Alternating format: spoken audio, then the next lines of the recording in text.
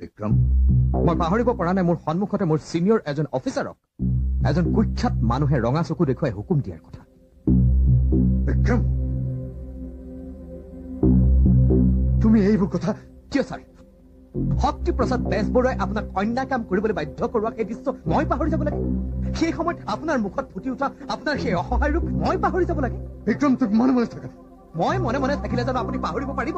আপুনি পাহৰিব পাৰিব ছাৰ সেই দুঃসাহসী ইন্সপেক্টৰ পৰমা হাজৰিকাক, দুৰ্ধৰ্ষ ডকাইত বিনু গগৈক ধৰিবলৈ গৈ যি এতিয়াও নিজৰ পিঠিত লৈ ফুৰিছে তিনিটাকৈ বুলেটৰ দাগ? এজনী দুখীয়া ছোৱালীৰ সতীত্ব ৰক্ষা কৰি এজন বিখ্যাত ৰাজনৈতিক নেতাক গ্ৰেপ্তাৰ কৰা সেইজন চাব ইন্সপেক্টৰ পৰমা হাজৰিকাক আপুনি পাহৰিব পাৰিব? বিক্ৰম, প্লিজ।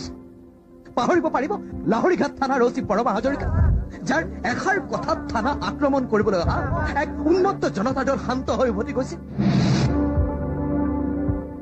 সেইজন পৰমা হাজৰিকাক আপুনি